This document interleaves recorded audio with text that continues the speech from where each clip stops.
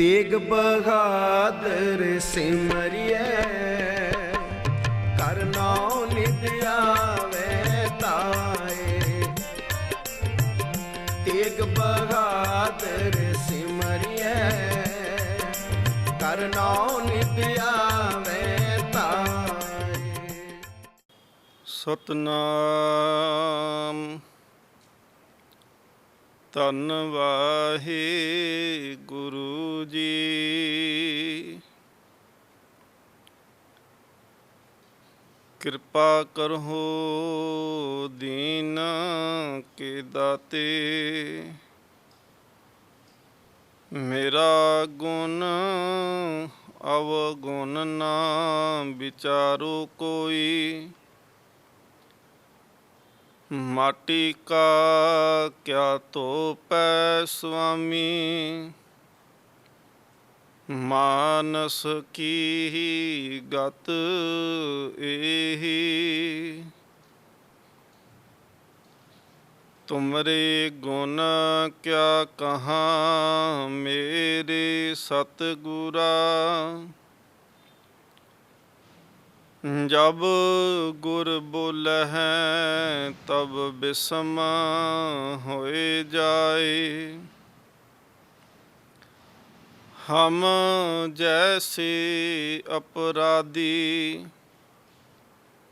अवर कोई राखे, जैसे हम सतगुर राख लिए छड़ाए।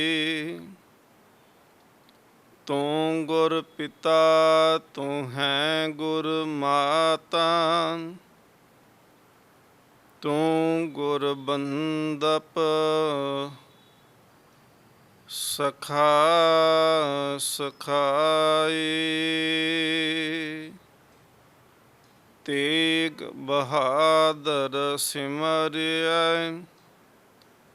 कर नाम नित आवे ताए। सब थाई होए सहाय। परम सन्मानयोग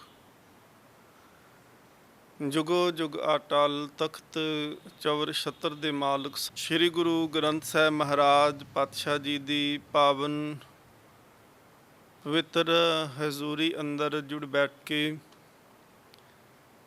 ਦੇਸ਼ ਅਤੇ ਵਿਦੇਸ਼ ਦੇ ਅੰਦਰ ਸਿੱਖ ਚੈਨਲ ਦੇ ਮਾਧਿਅਮ ਰਾਹੀਂ ਆਪ ਸੰਗਤ ਰੋਜ਼ਾਨਾ ਗੁਰੂ ਕੀ ਜੀਵਨ ਲੀਲਾ ਨੂੰ ਸਰਵਨ ਕਰਦੇ ਹੋ। ਸਤਿਗੁਰ ਮਹਾਰਾਜ ਬਖਸ਼ਿਸ਼ ਕਰਨ ਵਿੱਚ ਵਰਤਨ ਆਪ ਸੰਗਤ ਅਸੀਸ ਬਖਸ਼ੋ। ਗੁਰੂ ਚਰਨਾਂ ਦੇ ਵਿੱਚ ਹਾਜ਼ਰੀ ਲਗਵਾਓ। ਪਿਆਰ ਅਦਬ ਸਤਿਕਾਰ ਨਾਲ ਆਖੋ ਜੀ ਵਾਹਿਗੁਰੂ ਜੀ ਕਾ ਖਾਲਸਾ ਵਾਹਿਗੁਰੂ ਜੀ ਕੀ ਫਤਿਹ।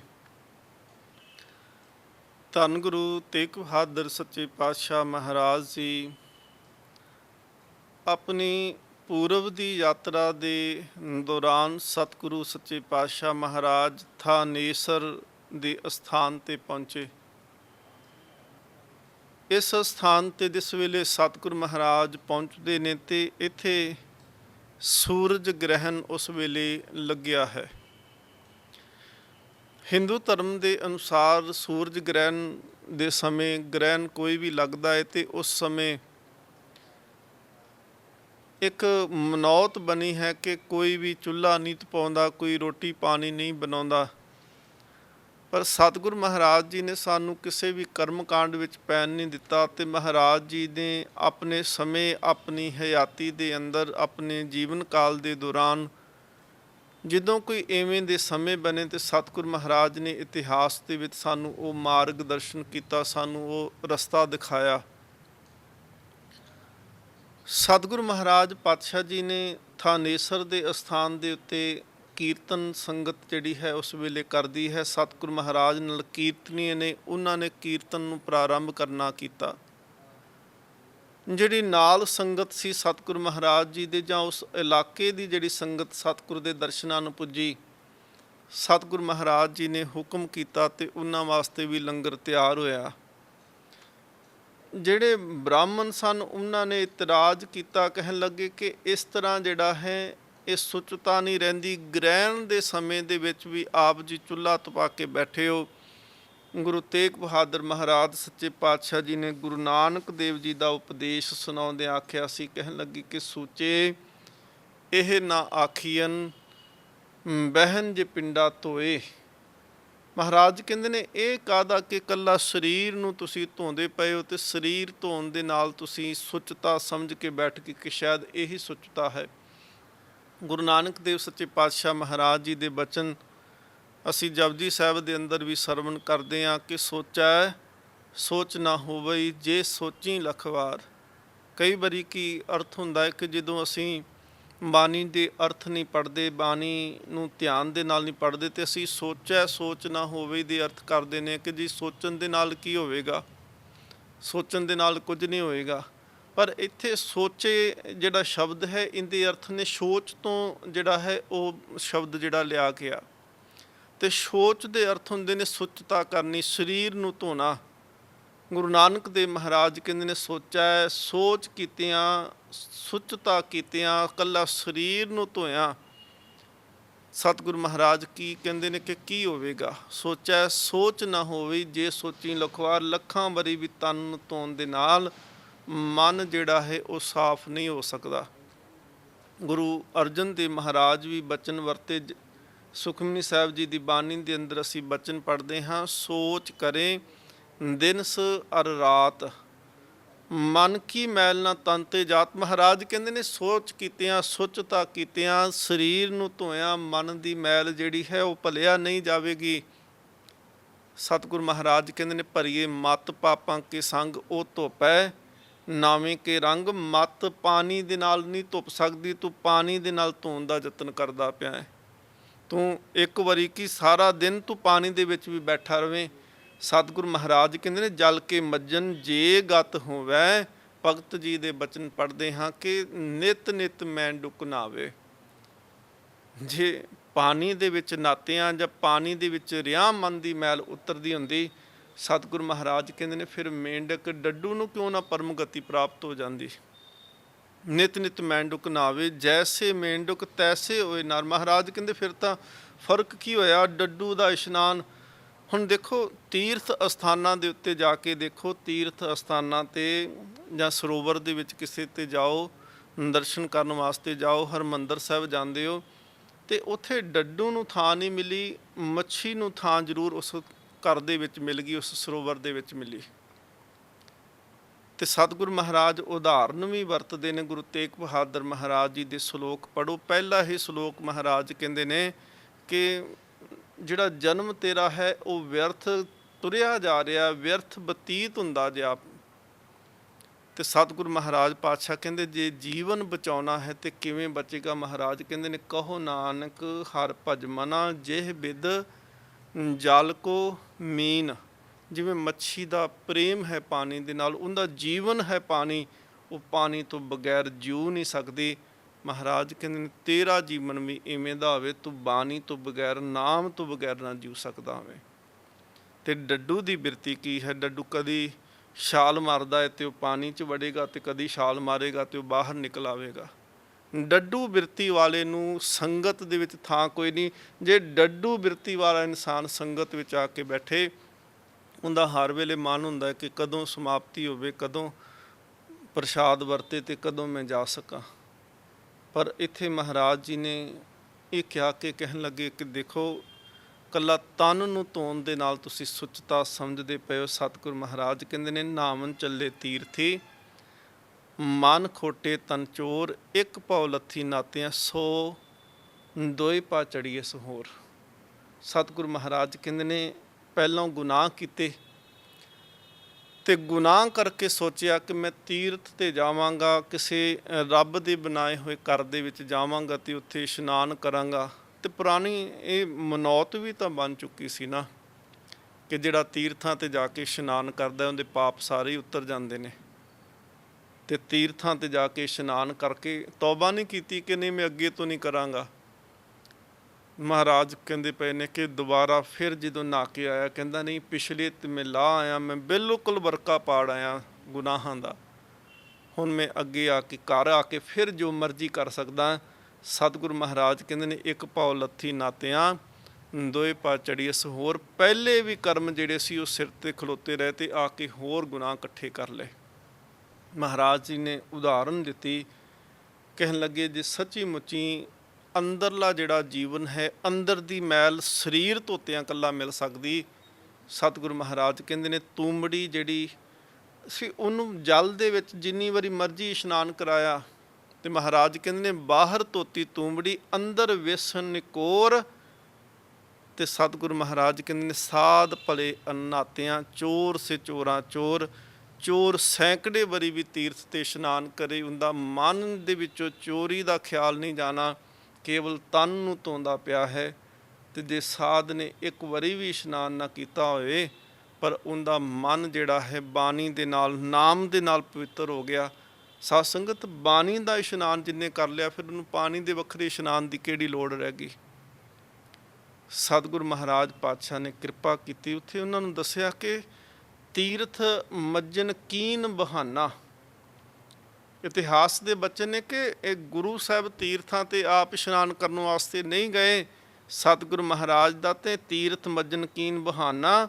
ਮਹਾਰਾਜ ਜੀ ਦਾ ਤੇ ਇੱਕ ਬਸ ਇਹ ਸੀ ਕਿ ਤੀਰਥਾਂ ਤੇ ਬੈਠੇ ਹੋਏ ਕਿਤੇ ਇਹ ਨਾ ਜਗਿਆਸੂ ਕੋਈ ਆਪਣੇ ਜੀਵਨ ਦੇ ਕੀਮਤੀ ਸਵਾਸ ਨਾ ਗਵਾ ਬੈਠੇ। ਤੇ ਬਗਲੇ ਵਾਲੀ ਬਿਰਤੀ ਦੇ ਵਾਂਗੂ ਜਿਹੜਾ ਜੀਵਨ ਸੀ, ਹੁਣ ਦੇਖੋ ਬਗਲਾ ਵੀ ਤਾਂ ਸਮਾਧੀ ਲਾ ਕੇ ਬੈਠਦਾ ਹੈ ਨਾ, ਉਹ ਤੇ ਇੱਕ ਪੈਰ ਤੇ ਖੜਾ ਹੋ ਜਾਂਦਾ ਹੈ, ਅੱਖਾਂ ਵੀ ਬੰਦ ਹੁੰਦੀਆਂ ਨੇ। ਤੇ ਮਹਾਰਾਜ ਕਹਿੰਦੇ ਨੇ ਬੱਗਾ ਬੱਗੇ ਕੱਪੜੇ ਤੀਰਥ ਮੰਜ ਵਸਨ, ਘੁੱਟ ਘੁੱਟ ਜੀਆਂ ਖਾਵਨੇ ਬੱਗੇ ਨਾ ਕਹਿਨ। ਬੱਗੇ ਬਗਲਾ ਜਿਹੜਾ ਬਿਰਤੀ ਹੈ, ਸਤਿਗੁਰੂ ਮਹਾਰਾਜ ਕਹਿੰਦੇ ਸਭ ਤੋਂ ਜ਼ਿਆਦਾ ਖਤਰਨਾਕ ਬਾਹਰ ਵੇਖਣ ਨੂੰ ਸੰਤ ਜਾਪੇ, ਅੰਦਰ ਬੈਠਾ ਹੋਵੇ ਕਾਤਲ ਡਾਕੂ ਚੋਰ ਬਣ ਕੇ ਅੰਦਰ ਬੈਠਾ ਹੋਇਆ ਮਾਨੇ, ਤੇ ਬਾਹਰੋਂ ਵਿਖਾਵਾ ਕਰਕੇ ਕੇਵਲ ਇਹ ਦੱਸਦਾ ਹੈ ਕਿ ਮੇਰੇ ਵਰਗਾ ਭਜਨੀਕ ਸਮਾਧੀ ਵਾਲਾ ਕੋਈ ਨਹੀਂ, ਮੈਂ ਅੱਖਾਂ ਬੰਦ ਕਰਕੇ ਟਿਕ ਕੇ ਬੈਠ ਗਿਆ। ਮਹਾਰਾਜ ਪਾਤਸ਼ਾਹ ਕਹਿੰਦੇ ਨੇ ਇਹ ਤਾਂ ਬਗਲਾ ਬਿਰਤੀ ਹੈ। ਮਹਾਰਾਜ ਕਹਿੰਦੇ ਨੇ ਤੀਰਥ ਮੱਜਨ ਕੀਨ ਬਹਾਨਾ, ਚਾਹੇ ਕਰਨ ਸਿੱਖ ਕਲਿਆਣਾ।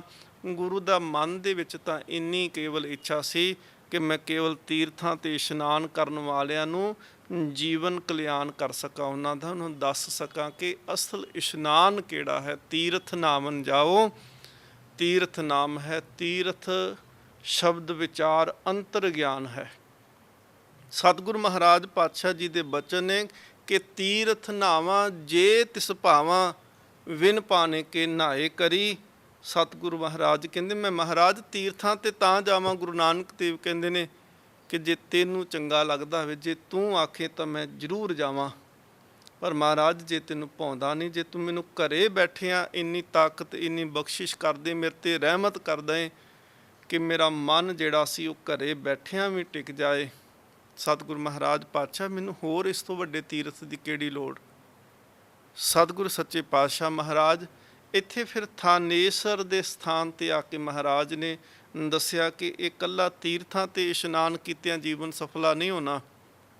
ਗੁਰੂ ਨਾਨਕ ਦੇਵ ਮਹਾਰਾਜ ਜੀ ਉਦਾਸੀਆਂ ਦੇ ਸਮੇਂ ਸਤਿਗੁਰੂ ਮਹਾਰਾਜ ਜਦੋਂ ਹਰਿਦੁਆਰ ਦੇ ਅਸਥਾਨ ਤੇ ਜਾਂਦੇ ਨੇ, ਤੇ ਹਰਿਦੁਆਰ ਦੇ ਅਸਥਾਨ ਤੇ ਜਾ ਕੇ ਸਤਿਗੁਰੂ ਮਹਾਰਾਜ ਜੀ ਨੇ ਸਾਖੀ ਅਸੀਂ ਸਾਰੇ ਜਾਣਦੇ ਹਾਂ ਕਿ ਮਹਾਰਾਜ ਜਦੋਂ ਗਏ ਤੇ ਸਤਿਗੁਰੂ ਮਹਾਰਾਜ ਨੇ ਪਾਣੀ ਜਿਹੜਾ ਸੀ ਉਹਦਾ ਨਦੀ ਦਾ ਉਹ ਪੁੱਠੇ ਪਾਸੇ ਨੂੰ ਦੇਣਾ ਸ਼ੁਰੂ ਕੀਤਾ। ਹਾਲਾਂਕਿ ਕਈ ਵਾਰੀ ਅਸੀਂ ਇਹ ਵੀ ਬਚਨ ਸੁਣ ਲੈਂਦੇ ਕਿ ਜੀ ਕਰਤਾਰਪੁਰ ਨੂੰ ਮਹਾਰਾਜ ਨੇ ਕਿਹਾ ਪਾਣੀ ਦਿੱਤਾ, ਨਹੀਂ, ਕਰਤਾਰਪੁਰ ਸਾਧ ਸੰਗਤ ਜੀ ਉਹ ਚੌਥੀ ਉਦਾਸੀ ਤੋਂ ਬਾਅਦ ਵਿੱਚ ਮਹਾਰਾਜ ਨੇ ਵਸਾਇਆ ਹੈ। ਇਹ ਤਾਂ ਪਹਿਲੀ ਉਦਾਸੀ ਸੀ ਜਦੋਂ ਸਤਿਗੁਰੂ ਮਹਾਰਾਜ ਹਿੰਦੂ ਤੀਰਥਾਂ ਵਾਲੇ ਪਾਸੇ ਗਏ ਨੇ। ਸਤਿਗੁਰੂ ਮਹਾਰਾਜ ਨੇ ਕਿਹਾ ਸੀ ਕਿ ਮੇਰੀ ਜ਼ਮੀਨ ਹੈ ਰਾਏ ਭੋਏ ਦੀ ਤਲਵੰਡੀ, ਬਾਰਿਸ਼ ਠੀਕ ਨਹੀਂ ਹੋਈ ਤੇ ਮੈਂ ਚਾਹੁੰਦਾ ਕਿ ਮੈਂ ਲਹਿੰਦੇ ਨੂੰ ਪਾਣੀ ਤਾਂ ਦੇ ਦੇਵਾਂ ਕਿ ਮੇਰੇ ਖੇਤਾਂ ਤੱਕ ਪਾਣੀ ਪਹੁੰਚੇ, ਮੇਰੀ ਫਸਲ ਹਰੀ ਭਰੀ ਹੋ ਸਕੇ। ਸਤਿਗੁਰੂ ਸੱਚੇ ਪਾਤਸ਼ਾਹ ਮਹਾਰਾਜ ਨੂੰ ਉਹ ਹੱਸ ਕੇ ਆਖਦੇ ਨੇ, ਕਹਿੰਦੇ ਕਿੱਥੇ ਰਾਏ ਭੋਏ ਦੀ ਤਲਵੰਡੀ, ਕਿੱਥੇ ਆ ਜਿਹੜਾ ਤੂੰ ਧਰਤੀ ਹਰਿਦੁਆਰ ਦੀ ਤੇ ਖਲੋਤਾ, ਏਡੀ ਦੂਰ ਪਾਣੀ ਤੇਰਾ ਕਿਵੇਂ ਪਹੁੰਚੇਗਾ। ਸਤਿਗੁਰੂ ਮਹਾਰਾਜ ਜੀ ਨੇ ਕਿਹਾ ਕਿ ਦੇਖੋ, ਜੇ ਮੇਰਾ ਪਾਣੀ ਏਡੀ ਦੂਰ ਨਹੀਂ ਪਹੁੰਚੇਗਾ ਤੇ ਤੁਹਾਡਾ ਸੂਰਜ, ਤੁਹਾਡੇ ਪਿੱਤਰ ਲੋਕ ਜਿਹੜੇ ਨੇ ਉਹ ਤਾਂ ਸੂਰਜ ਦੇ ਕੋਲ ਨੇ, ਤੇ ਸੂਰਜ ਰਾਏ ਭੋਏ ਦੀ ਤਲਵੰਡੀ ਤੋਂ ਸੈਂਕੜੇ ਗੁਣਾ ਜਿਹੜਾ ਹੈ ਉਹ ਦੂਰੀ ਤੇ ਆ, ਉੱਥੋਂ ਤੱਕ ਤੁਹਾਡਾ ਪਾਣੀ ਕਿਵੇਂ ਪਹੁੰਚੇਗਾ। ਸਤਿਗੁਰੂ ਮਹਾਰਾਜ ਨੇ ਅਸਲ 'ਚ ਪਾਣੀ ਜਿਹੜਾ ਸੀ ਉਹ ਦੇਣ ਦੀ ਭਾਵਨਾ ਨਹੀਂ, ਮਹਾਰਾਜ ਇਹ ਦੱਸਣਾ ਚਾਹੁੰਦੇ ਸੀ ਕਿ ਕੇਵਲ ਕਰਮਕਾਂਡ ਦੇ ਵਿੱਚ ਤੁਸੀਂ ਪਏ ਹੋ। ਦੂਸਰਾ ਇਹ ਸੀ ਕਿ ਗੁਰੂ ਨਾਨਕ ਦੇਵ ਮਹਾਰਾਜ ਉਹ ਨੇ ਜਿਹੜੇ ਡਿੱਗਿਆਂ ਨੂੰ ਵੀ ਚੁੱਕਣ ਵਾਲੇ ਨੇ, ਜਿਹੜੇ ਲਹਿੰਦਿਆਂ ਨੂੰ ਵੀ ਪਾਣੀ ਦੇਣ ਵਾਲੇ ਨੇ। ਉਹ ਰਾਤ ਬਤੀਤ ਹੋਈ ਤੇ ਸਵੇਰ ਹੁੰਦੀ ਹੈ, ਤੇ ਸਤਿਗੁਰੂ ਮਹਾਰਾਜ ਸਵੇਰੇ ਮਰਦਾਨੇ ਨੂੰ ਆਖਦੇ ਨੇ, ਮਰਦਾਨਿਆਂ ਆਪਾਂ ਵੀ ਕੁਝ ਭੋਜਨ ਤਿਆਰ ਕਰੀਏ। ਹੁਣ ਤੀਰਥਾਂ ਦੇ ਸਤਿਗੁਰੂ ਮਹਾਰਾਜ ਜੀ ਨੇ ਅੱਜ ਜਿਹੜਾ ਸੀ ਥਾਨੇਸਰ ਦੇ ਸਥਾਨ ਤੇ ਬਖਸ਼ਿਸ਼ ਕੀਤੀ ਕਿ ਇਕੱਲਾ ਤੀਰਥ ਤੇ ਰਹਿਣ ਦੇ ਨਾਲ ਗਤੀ ਪ੍ਰਾਪਤ ਨਹੀਂ ਹੁੰਦੀ, ਮੁਕਤੀ ਪ੍ਰਾਪਤ ਨਹੀਂ ਹੁੰਦੀ। ਬਾਣੀ ਦੇ ਬਚਨ ਅਸੀਂ ਪੜ੍ਹਦੇ ਹਾਂ, ਸਤਿਗੁਰੂ ਮਹਾਰਾਜ ਪਾਤਸ਼ਾਹ ਜੀ ਕਿਰਪਾ ਕਰਦੇ ਨੇ। ਮਹਾਰਾਜ ਕਹਿੰਦੇ ਨੇ ਕਿ ਮਨੋ ਕਠੋਰ ਮਰੇ ਬਨਾਰਸ ਨਰਕ ਨਾ ਬਾਚਿਆ ਜਾਏ। ਹੁਣ ਬੰਦਾ ਮਨ ਦਾ ਕਠੋਰ ਹੋਵੇ, ਸਾਰੀ ਉਮਰ ਲੋਕਾਂ ਦੇ ਦਿਲ ਦੁਖਾਏ ਹੋਵਨ, ਸਾਰੀ ਉਮਰ ਲੋਕਾਂ ਦੇ ਨਾਲ ਠੱਗੀਆਂ ਕੀਤੀਆਂ ਹੋਵਨ, ਚੋਰੀਆਂ ਕੀਤੀਆਂ ਹੋਵਨ, ਤੇ ਸਾਰੀ ਉਮਰ ਤੋਂ ਬਾਅਦ ਵਿੱਚ ਅੰਤਮ ਸਮਾਂ ਕਿਤੇ ਭੁੱਲ ਭੁਲੇਖੇ ਤੀਰਥ ਤੇ ਜਾਂਦਿਆਂ ਹੋਇਆਂ ਉਹਦੇ ਸਵਾਸ ਨਿਕਲ ਜਾਣ, ਤੇ ਵੇਖਣ ਵਾਲੇ ਲੋਕ ਕਹਿਣਗੇ ਕਿ ਜੀ ਇਹ ਤਾਂ ਸਿੱਧਾ ਹੀ ਸਵਰਗਾਂ ਨੂੰ ਚਲੇ ਗਿਆ ਜੀ, ਦੇਖੋ ਤੀਰਥ ਤੇ ਉਹ ਗੁਜ਼ਰਿਆ। ਭਗਤ ਕਬੀਰ ਸਾਹਿਬ ਕਹਿੰਦੇ ਨੇ ਕਿ ਮਨੋ ਕਠੋਰ ਮਰੇ ਬਨਾਰਸ, ਕਿਉਂਕਿ ਬਨਾਰਸ ਦੀ ਧਰਤੀ ਸਾਧ ਸੰਗਤ ਹਿੰਦੂ ਧਰਮ ਦੇ ਵਿੱਚ ਉਹ ਧਰਤੀ ਕਹੀ ਜਾਂਦੀ ਸੀ ਕਿ ਜਿਸ ਦੇ ਉੱਤੇ ਕੋਈ ਵੀ ਆ ਕੇ ਪ੍ਰਾਣ ਤਿਆਗ ਦੇ ਉਹ ਸਿੱਧਾ ਸਵਰਗਾਂ ਨੂੰ ਚਲੇ ਜਾਏਗਾ। ਪਰ ਬਨਾਰਸ ਦੀ ਧਰਤੀ ਦੇ ਨਾਲ ਇੱਕ ਹੜੰਬੇ ਦੀ ਧਰਤੀ ਕਹੀ ਗਈ। ਉੱਥੋਂ ਦੀ ਇਹ ਰਵਾਇਤ ਬਣ ਚੁੱਕੀ ਸੀ, ਜਿਹੜਾ ਹੜੰਬੇ ਦੀ ਧਰਤੀ ਦੇ ਉੱਤੇ ਮੌਤ ਹੋਏਗੀ ਉਹਨੂੰ ਨਰਕਾਂ ਦੇ ਵਿੱਚ ਜਾਣਾ ਪਏਗਾ, ਉਹਨੂੰ ਕਈ ਜੂਨਾਂ ਦੇ ਵਿੱਚ ਪੈਣਾ ਪਏਗਾ। ਉਹ ਖਾਸ ਕਰਕੇ ਕਿਹਾ ਜਾਂਦਾ ਸੀ ਕਿ ਖੋਤੇ ਦੀ ਜੂਨ ਵਿੱਚ ਪਏਗਾ। ਭਗਤ ਕਬੀਰ ਸਾਹਿਬ ਜੀ ਨੇ ਸਾਰੀ ਜ਼ਿੰਦਗੀ ਜਿਹੜੀ ਸੀ ਉਹ ਬਨਾਰਸ ਦੀ ਧਰਤੀ ਤੇ ਬਿਤਾਈ, ਤੇ ਆਪ ਬਾਣੀ 'ਚ ਕਹਿੰਦੇ ਨੇ ਮਰਤੀ ਬਾਰ ਮਗਹਰ ਉਠ ਆਇਆ। ਮਹਾਰਾਜ ਭਗਤ ਕਬੀਰ ਸਾਹਿਬ ਜੀ ਜਿਹੜੇ ਸਨ, ਅੰਤਲਾ ਸਮਾਂ ਜਿਹੜਾ ਸੀ ਉਹਨਾਂ ਮਗਹਰ ਦੀ ਹੜੰਬੇ ਦੀ ਧਰਤੀ ਤੇ ਆ ਕੇ ਬਤੀਤ ਕੀਤਾ, ਜਿਹਨੂੰ ਸ਼ਰਾਪੀ ਹੋਈ ਧਰਤੀ ਲੋਕ ਆਖਦੇ ਸੀ। ਤੇ ਉਹਨਾਂ ਨੇ ਬੁਲੰਦ ਵਾਂਗ ਇਹ ਕਹਿ ਦਿੱਤਾ ਸੀ ਕਿ ਤੀਰਥਾਂ ਤੇ ਉੱਤੇ ਕੇਵਲ ਮਨ ਦਾ ਕਠੋਰ ਬੰਦਾ ਜੇਕਰ ਸਵਾਸ ਤਿਆਗਣ ਵਾਸਤੇ ਚਲੇ ਜਾਏ ਨਾ, ਤੇ ਬਾਣੀ ਸਤਿਗੁਰੂ ਮਹਾਰਾਜ ਜੀ ਦੀ ਕਹਿੰਦੀ ਪਈ ਕਿ ਮਨੋ ਕਠੋਰ ਮਰੇ ਬਨਾਰਸ ਨਰਕ ਨਾ ਬਾਚਿਆ ਜਾਏ। ਹਰ ਕਾ ਸੰਤ ਮਰੇ ਹਾੜੰਬੇ ਤਿਨ ਸਗਲੀ ਸੈਨ ਤਰਾਈ। ਹਰੀ ਦਾ ਪਿਆਰਾ ਹੋਵੇ, ਉਹ ਕਿਸੇ ਵੀ ਧਰਤੀ ਤੇ ਪ੍ਰਾਣ ਤਿਆਗੇ ਤੇ ਉਹ ਰੱਬ ਦੇ ਵਿੱਚ ਜਿਉਂਦਿਆਂ ਵੀ ਲੀਨ ਹੈ ਤੇ ਮਰਨ ਤੋਂ ਬਾਅਦ ਵਿੱਚ ਵੀ ਉਹ ਲੀਨ ਹੀ ਹੁੰਦਾ ਹੈ। ਸੇਵਕ ਕੀ ਓੜਕ ਨਿਭੀ ਪ੍ਰੀਤ, ਜੀਵਤ ਸਾਹਿਬ ਸੇਵਿਓ ਆਪਣਾ, ਚਲਤੇ ਰਾਖਿਓ ਚੀਤ। ਤੇ ਸਤਿਗੁਰੂ ਮਹਾਰਾਜ ਪਾਤਸ਼ਾਹ ਜੀ ਕਹਿੰਦੇ ਨੇ ਕਿ ਜੇਕਰ ਬੰਦਾ ਮਰਨ ਵਾਸਤੇ, ਕਈਆਂ ਨੇ ਇਦਾਂ ਦੇ ਬਹੁਤ ਕੁਝ ਹੋਇਆ ਜੀ ਬਨਾਰਸ ਦੇ ਵਿੱਚ ਜਾਂ ਹੋਰ ਐਸੀਆਂ ਧਰਤੀਆਂ ਸਨ ਜਿਨ੍ਹਾਂ ਦੇ ਉੱਤੇ ਆਰੇ ਲਾਇਆ ਗਿਆ ਸੀ ਕਿ ਇਸ ਆਰੇ ਦੇ ਨਾਲ ਆ ਕੇ ਕੋਈ ਸਰੀਰ ਕਟਾ ਦੇਵੇ ਤੇ ਉਹਨੂੰ ਜਿਹੜੀ ਸੀ ਉਹ ਰੱਬ ਦਾ ਘਰ ਪ੍ਰਾਪਤ ਹੋਏਗਾ, ਸਵਰਗ ਪ੍ਰਾਪਤ ਹੋਣਗੇ। ਸਿਰ ਕਰਵਤ ਧਰਾਏ, ਸਿਰ ਦੇ ਉੱਤੇ ਕਰਵਤ ਧਰਾ ਦਿੱਤਾ। ਜਾਂ ਕਈਆਂ ਨੇ ਕੀ ਕਰਨਾ, ਉੱਥੇ ਇੱਕ ਬਹੁਤ ਵੱਡਾ ਬੋਹੜ ਦਾ ਦਰਖਤ ਸੀ ਤੇ ਪੰਡਤ ਕੀ ਕਰਦੇ ਸੀ, ਪਾਂਡੇ ਉੱਥੋਂ ਦੇ ਕਹਿੰਦੇ ਸੀ ਕਿ ਅਸੀਂ ਮੰਤਰ ਪੜਾਂਗੇ, ਇਸ ਬੋਹੜ ਦੇ ਉੱਪਰ ਜਾ ਕੇ ਤੂੰ ਛਾਲ ਮਾਰੀ, ਜਦੋਂ ਧਰਤੀ ਤੇ ਡਿੱਗੇਗਾ ਤੇ ਤੇਰੀ ਆਤਮਾ ਸਿੱਧਾ ਜਿਹੜੀ ਹੈ ਉਹ ਸਵਰਗਾਂ 'ਚ ਚਲੇ ਜਾਏਗੀ। ਕਈਆਂ ਨੇ ਉਸ ਦਰਖਤ ਤੋਂ ਛਾਲ ਮਾਰਨੀ ਤੇ ਕਈਆਂ ਦੇ ਤੇ ਪ੍ਰਾਣ ਨਿਕਲਣੇ, ਤੇ ਪੰਡਤ ਨੇ ਕਹਿਣਾ, ਦਾਅਵਾ ਕਰਨਾ ਕਿ ਦੇਖੋ ਜੀ ਮੈਨੂੰ ਸਿੱਧਾ ਸਵਰਗਾਂ ਦੀ ਟਿਕਟ ਦੇ ਦਿੱਤੀ, ਮੈਂ ਭੇਜ ਦਿੱਤਾ ਸਵਰਗਾਂ 'ਚ, ਮੈਂ ਮੰਤਰ ਪੜ੍ਹੇ ਤੇ ਸਵਰਗਾਂ 'ਚ ਗਿਆ।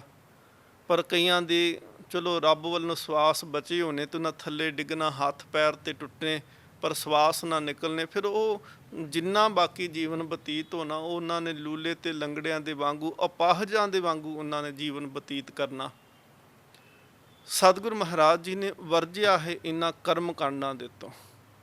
ਸਤਿਗੁਰੂ ਮਹਾਰਾਜ ਕਹਿੰਦੇ ਨੇ ਕਿ ਇਹ ਤਾਂ ਇੱਕ ਤੀਰਥਾਂ ਤੇ ਜਾਣ ਵਾਸਤੇ ਗੁਰੂ ਤਾਂ ਕੇਵਲ ਇੱਕ ਬਹਾਨਾ ਬਣਾਇਆ ਕਿ ਜਿਹੜੇ ਕਰਮ ਕਾਂਡਾਂ 'ਚ ਤੀਰਥਾਂ ਤੇ ਫਸੇ ਪਏ ਨੇ, ਗੁਰੂ ਉਹਨਾਂ ਨੂੰ ਕਰਮ ਕਾਂਡਾਂ ਦੇ ਵਿੱਚੋਂ ਕੱਢ ਸਕੇ।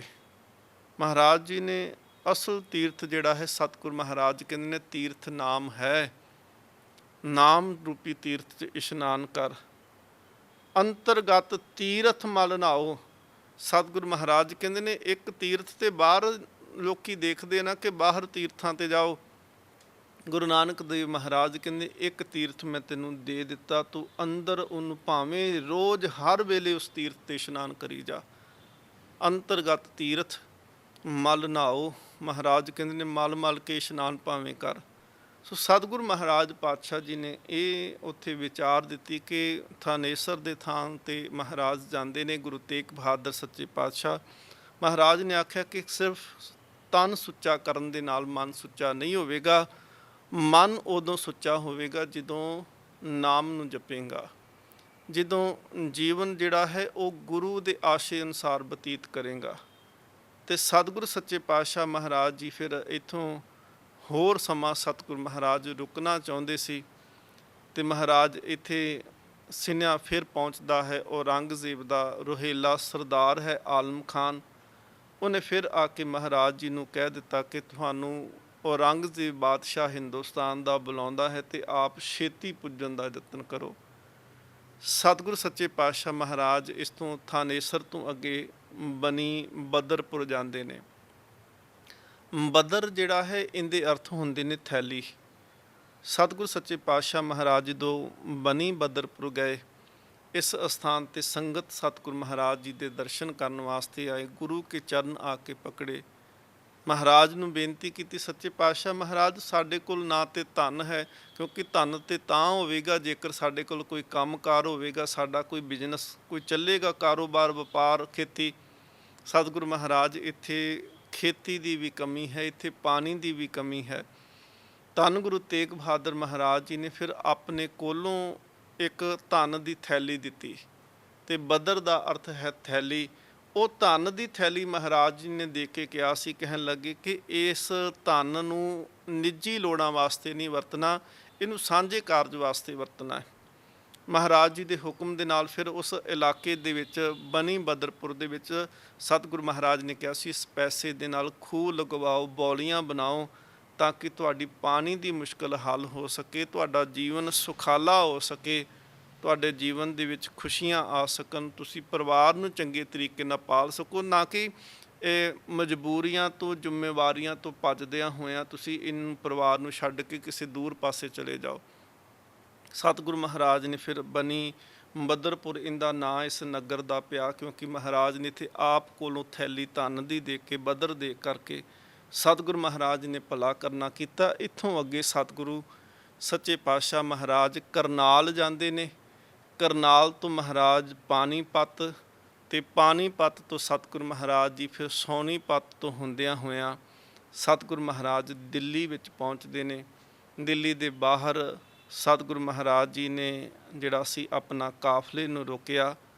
ਸਤਿਗੁਰੂ ਮਹਾਰਾਜ ਪਾਤਸ਼ਾਹ ਜੀ ਦੇ ਨਾਲ ਉਸ ਵੇਲੇ 30,000 ਸਿੱਖਾਂ ਦਾ ਇਕੱਠ ਸੀ ਤੇ ਧੰਨ ਗੁਰੂ ਤੇਗ ਬਹਾਦਰ ਮਹਾਰਾਜ ਜੀ ਦੇ ਨਾਲ, ਕਿਉਂਕਿ ਪਰਿਵਾਰ ਵੀ ਉਸ ਵੇਲੇ ਨਾਲ ਸੀ, ਮਾਤਾ ਗੁਜਰੀ ਜੀ ਨਾਲ ਨੇ, ਮਾਤਾ ਨਾਨਕੀ ਜੀ ਨਾਲ ਨੇ, ਸਾਰਾ ਪਰਿਵਾਰ ਸਿੱਖ ਬਹੁਤ ਵੱਡੀ ਗਿਣਤੀ ਦੇ ਵਿੱਚ ਨਾਲ ਨੇ।